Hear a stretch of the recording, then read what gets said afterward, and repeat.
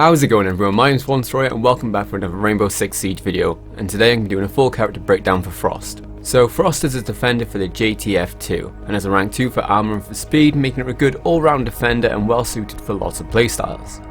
Frost has two primary weapons, the Super 90 shotgun and the 9mm C1 submachine gun. Both of these weapons are pretty good, and normally I would say to use the submachine gun over the shotgun, but the Super 90 is actually the better weapon of the two. So for the Super 90 I recommend you use the holographic sight. You can use the laser sight as well, but it really isn't needed with this gun. Its spread is a lot more compacted compared to the other shotguns, and because of this it has better accuracy over range as well. So much so that you can actually use it effectively over medium range engagements. It also has a very quick fire rate for a pump action as well, meaning you're not going to be at a disadvantage against other weapon types. And for the C1 I recommend you use the reflex sight. The C1 has very little recoil and is well at range, but it does fall short in a few areas, mainly the damage and fire rate. The damage itself isn't so much the problem, as for a submachine gun it actually hits quite hard, but coupled with its very slow fire rate, this is now the slowest automatic gun in the game. And the last problem with the gun is that a large majority of the left side of the screen is obscured by Frost holding the magazine.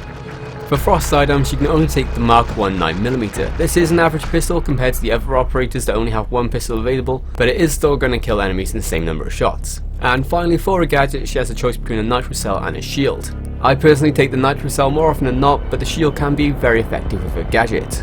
Frost's special ability is a Sterling Mark II LHT or Welcome Mat. This is essentially a bear trap, but it's also mechanical and not electrical, which means it's immune to Thatcher's EMP grenades and Twitch's drone. So not just because Frost is a new operator, but because her ability is immune to the methods we've gotten used to for dealing with traps, it makes her one of the deadliest defenders in the game to date. Now you should know that the Welcome Mat only puts players into a down but not out state, and it does stop them from crawling away, so keep an eye on your kill feed if you're not near your traps, so you can alert your team that you've downed a player in your trap.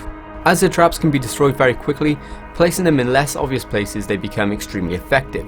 So for the most part people will place them under windows and doors, and there's nothing wrong with this, but they can be better placed elsewhere. So the traps can be destroyed by melee, Sledge's hammer, grenades, Ash's breaching rounds, standard breaching rounds if it's hit in the explosion radius, and being shot. So you should try to place the traps in less obvious places. Placing them under trapdoors is a really good example, as once a trapdoor is destroyed it leaves a lot of wood on the floor helping to disguise the trap. This same effect can also be achieved on doors. Simply put up a barricade on a door, place your trap, then rip down the barricade, and lots of the wood will fall covering the trap, meaning unless people are paying lots of attention to where they're walking, they will likely walk into the trap. Another good place to put a trap is at the tops of ladders, because the animation of climbing off the ladder puts you straight onto the trap. Traps can also be hidden underneath barbed wire, which can then be electrified.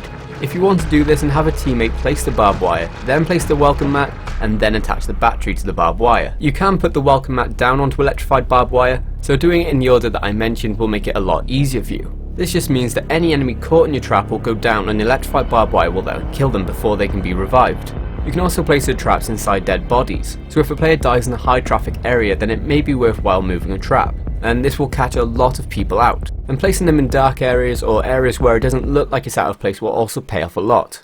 So I'd love to hear from you guys your thoughts and tips for Frost, so just let me know down below in the comments. And if you're looking for help freestyling situations or other operator breakdowns, then look in the description for the links. So that's it for this video. If you found it helpful, don't forget to smash that like button before you go. And if you're new to the channel and want to subscribe, it really helps me out. So until the next video, toodle pip.